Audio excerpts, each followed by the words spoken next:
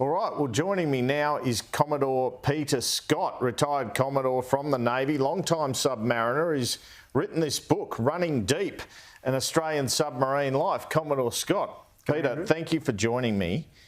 What inspired you to be a submariner? Thanks, Andrew. So I did not join the Navy to be a submariner. I'd probably been in the Navy for half a dozen years before I made that call. And I'd seen a fair bit of the fleet by then, served in a destroyer, the flagship, patrol boats and so on. And importantly, I'd also met my wife-to-be. And it started to dawn on me that Navy was going to demand some hard work, but it was also going to demand some sacrifice, not just from myself, but from those around me. So I determined that I would, whilst I was in the Navy, serve in the most effective part of the Navy that I could. This was the 80s, so I had recollections of the Falklands War, HMS Conqueror sinking the Argentinian flagship Belgrano, and there really wasn't much to go past that for a symbol of decisive naval power. We had a submarine arm, so I thought, righto, that's for me. Yeah. Now, you wrote at one stage in the book that when you are in a submarine, as soon as you go to sea, you are at war. Can you take us through that? Yeah, so not quite, but it's certainly a maxim that we work to is when a submarine goes to sea, it goes to war. So that does not mean that you're on a war footing, but what it means is that no matter what you're going to sea for, you prepare for it as diligently as if you were going to war. So you might be going out for a test firing. You might be going out to, train the crew in something, or you might be going on a long deployment. Whatever it is, you make sure that you're as prepared as you can be, your boat is as prepared as it can be, and your people as prepared as they can be, so that you can do that job on that day. And then, when a boat does deploy on operations or, does deploy into a war situation, it's not this dramatic step up, it's just another day at sea in your submarine where you're as fully prepared as you can possibly be. I mean, you write in the book of some pretty serious incidents, floods occurring on the submarines. One incident where you open up, I think, a compartment or a periscope, and a sailor had water up to his chin and was relieved to see his colleagues. The deaths obviously have occurred from people being trapped in flooded parts of submarine. Can you take us through some of those incidents? Yeah, so not every day at sea is like that, but if you spend long enough at sea in a submarine, you're going to find yourself in a couple of difficult situations. One that comes to mind is I grounded my submarine on the continental shelf of Australia at one stage. We'd been working up, we'd spent the last couple of months building the proficiency of the crew, testing the boat and getting ready for a big long deployment through the Pacific. We had just conducted a simulated attack against some warships that were threatening us. We'd gone deep and we were closing the coast for our next operation, which was the following morning. And we messed up the navigation and we found ourselves screaming along the bottom of the continental shelf at depth and at speed. So when things go wrong, they can go wrong pretty quickly and pretty dramatically. We resolved that situation as soon as the team understood what situation we were in. They conducted what we call our emergency operating procedures, brought the submarine to a safe depth and a safe state. It interrupted our preparations for the deployment, but we did go on to conduct what was at that stage the longest deployment ever conducted by an Australian submarine in the weeks immediately after that grounding. Where did you go in that long deployment? So that was from Perth, around the bottom of Australia and across the entire Pacific. We travelled up to Alaska, the United States Navy, great allies of ours, particularly with the submarine force. They've got a range up there in some very deep, quiet canals where they record what we call the acoustic signature of the boats, so that we know precisely what noises any piece of machinery on board the submarine will make. and we can use that information tactically to make sure that when we need to, we're as quiet as possible. So that was the purpose of this 6-month trip. Of course, we did a hell of a lot of stuff on the way there and a hell of a lot of stuff on the way back. Talk us through some of the flooding events that occurred.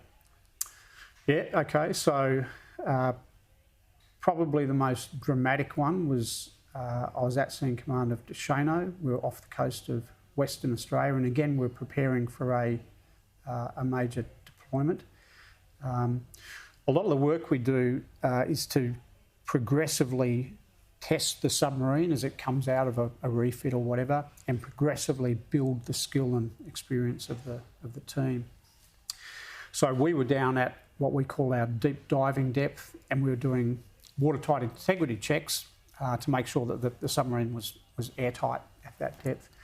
A pipe burst in the lower motor room, and we calculated later we were flooding at the rate of a tonne a second. So that's pretty dramatic. You don't have much time to react. Again, crew responded magnificently. It took us a long time seemed like an eternity to get ourselves back up onto the surface. It was actually only about 3 minutes. And it was a lot of work afterwards to understand what had gone wrong, what we needed to do to sort of back that up, make sure it wasn't going to happen again. We changed some operating procedures and so on. And again, within a couple of weeks, we were back at sea and off on that mission.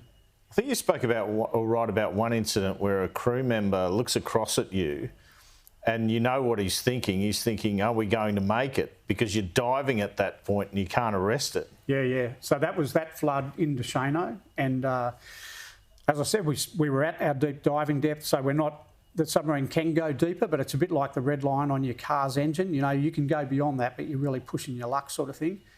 And it took quite some time for the boat to respond. So we'd blown main ballast to reduce the weight of the boat. We're propelling at full speed, and we're trying to drive the submarine up, and we're pumping on pretty much anything that can draw a suction so that, again, we can get weight out of the boat.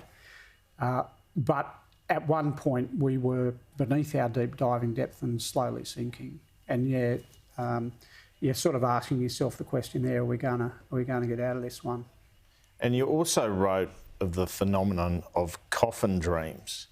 You said you had nightmares under the sea, but not on the ground. Take us through that. Yeah, so... You were dreaming you're buried alive or something? Exactly. So... Is this common? It's not uncommon. Yeah. Yeah. It was more common in the Oberons. So the living conditions were a bit tighter and a bit more packed on those submarines. And literally you had to get into your bunk and decide how you were going to sleep that night, because if you were too broad in the shoulders, you couldn't roll over at night. So it was not uncommon for people to wake up having had this nightmare or dream that they were in a coffin underground.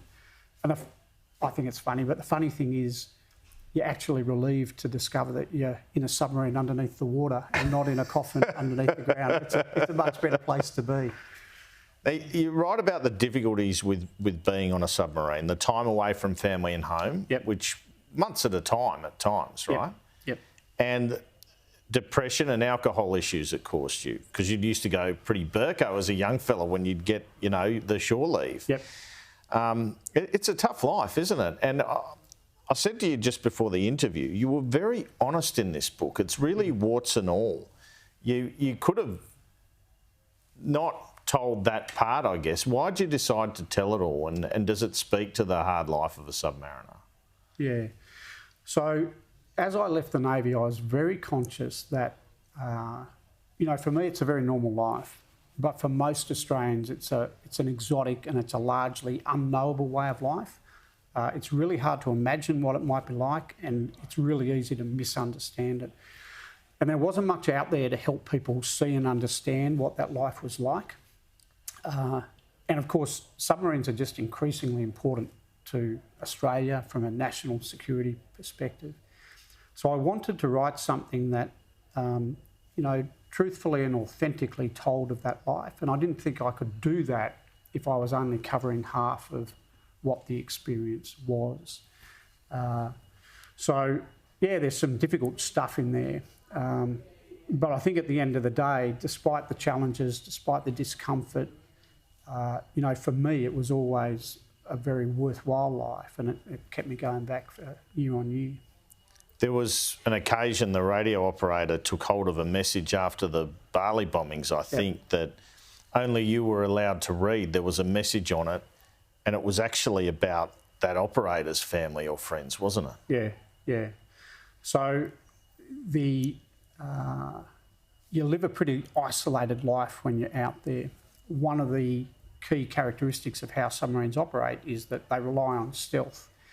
And if we're, you know, blurting out on radios all the time, then that can be detected and people know where we are and what we're doing. So we're pretty much cut off from communicating back home, and reasonably limited communications come back into the submarine. So the communicators on board have a particular role where they protect and guard that information till it comes to me, and I decide where it needs to go within the submarine, whether it's intelligence or whatever. And if a message is sensitive, you know, from a personal perspective, very often it'll be marked, you know, CO's eyes only, and the operator will know, okay, that's either because it might be because there's something gone wrong with the boss's family at home, or it might be mine. And yeah, that was just to do with, because there were quite a few crew members who knew they had family and friends on Bali at that time, and we were on a patrol in Southeast Asia at the time. So what happens if a submariner has a family tragedy? Do you try to go to a port to offload them, or they just have to wear it? That's what comes with the service? It would depend on what the boat was tasked with doing. Yeah. And then what about outside news then? You don't get it so much? No, so you can get it, and there's a broadcasting authority in the headquarters that vet the news that we get and vet all the signals that we get. So there's someone, I've done that job as well, there's someone there deciding what the boat will receive. But also, you know, the submarines are great intelligence collectors. So, you know, if there's something going over the airwaves, we can pick it up. And right. So yeah, of course. Yep. And so you talk about the length of your deployments and, you know, sailors handing in discharge forms. They wanted to leave because, you know, nuclear submarines takes that to another level again, doesn't it? In terms of the time away. And how easy do you think it's going to be to get that workforce? Yeah. So interestingly, the point where I talk about the discharges coming in the book is a point where we'd spent a long time ashore. That's right. And it was as we were getting back to sea that the sailors were saying, okay, I don't want to get out of the Navy anymore. This is what I want to do. I want to stay in. Yes. So, you know, as long as industry can generate safe and capable and reliable submarines to put to sea, the submariners will join, and if they're doing worthwhile work at sea, that's what will keep them in and keep them coming back. And I think another key part of it is you need a strong workforce, because it's a tough life. No one can do it continuously. You know, you're best off if you're at sea in a crewed submarine for a couple of years, and then, you know, maybe a year ashore working in the schoolhouse or something like that, and then back to sea. If you're being asked to do, you know, deployment after deployment after deployment because you don't have a strong enough submarine workforce, that's what will wear people down, and that's what will, you know, send people out of the service as much as, you know, so it's either too little sea time or too much sea time. Yeah, it's a balance. It's a balance. It's a balance. What hooks you in? What makes you want to go on the next submarine mission once you've done it for a few months? Yeah, so I put this down to three things. And the first is the purpose. And you know when you're out there that you're serving a purpose. You know, you're serving your nation, you're presenting, you know, submarines, being no doubt, Andrew, are offensive weapon systems. They're designed to sink ships and other submarines. And when they are at sea, presenting that capability, they also have the effect of deterring people from acting against us.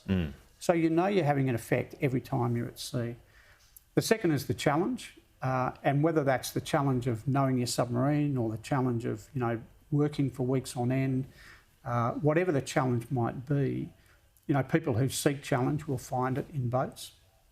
And the third is the people that you share that with, the people that share that purpose, the people that are willing to go through those challenges with you.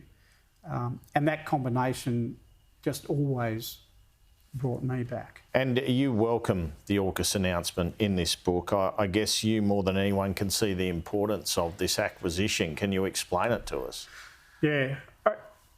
I've long been of the view that our geographic circumstances demand a nuclear submarine capability. It's not just the expanse of the coastline, the expanse of the Indo-Pacific area that we cover, and the distance to those sort of strategically important waters where our boats might have to operate.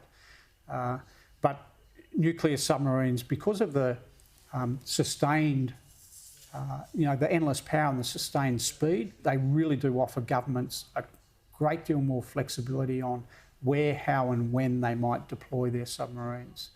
And of course, we're not going from it's not a clean transition from a Collins to a Virginia, from a conventionally powered submarine to a nuclear powered submarine. We're actually going to have both for quite some time. So we're really moving to a situation of a multi-class and a multi-type submarine fleet, which again will have its own advantages. And you ended up spending time in Iraq and Afghanistan. Take us through that. How did that occur? I did. So that occurred because I was still in the Navy. I was a senior naval officer, and you can't be at submarines all your life. And there was a need over there. So the job I did there, I was the Chief of Staff in the national headquarters in Baghdad. So at that time, that was 2006, 2007. It was a pretty grim time. Pretty hairy time. Yeah, in Iraq. The insurgency was just totally out of control. It was in fact, as the Americans brought in what they called the surge, with an extra sort of 30 or 40,000 troops onto the ground to regain control there. So I was effectively running the headquarters for the commander, running the task force. We had 10 task groups in the Middle East at that stage, across Iraq, the Gulf and Afghanistan, all doing very specialist roles, all tremendously talented servicemen and women, about 2,000 of them at the time, contributing each in their own way. So it was a professionally very rewarding experience, personally quite dismaying experience. Yeah, and I guess you speak about anxiety, PTSD you got from your service. I guess that was no small part of it, that experience. Yeah, a couple of incidents there that frightened me on the day, and so at certain times I'd built up some trauma, and at certain times through my career and immediately after I left the Navy, I sought professional help in the form of counselling for alcoholism and psychologist support for anxiety, depression and so on. And I think without that support at the right time, things might have turned a little differently. But with that support, you find a way to move on and move through. Now, the Defence Strategic Review, it's being billed by the government as our biggest change in defence policy since World War II. Does seem a big call. Yep. But do you see it that way? What do you think of the review? So what gets written in a review like that, what gets written in a white paper is really important. But in my view, Andrew, what matters most is what follows after that. It's the action that follows the review. And I think, the review of itself, I don't have any particular criticism of it. What I always look for is, okay, what's the action on the ground that's going to result from this review? And perhaps I've been stung before. There's been no shortage of announcements on submarine capability over the last 20 years. They haven't actually turned into new submarines for the Navy. It's one of the reasons why I do have a great deal of confidence in the Orcus announcement. 18 months ago the announcement was made. They gave themselves time to come up with a pathway. They've done that. It's clear, it's sensible, it's progressive, it meets the strategic need, but it does it with the right urgency. So that's an area where I can see action coming and hitting the ground pretty well. Commodore Peter Scott, thank you so much for your time. Andrew, not at all. Thank you.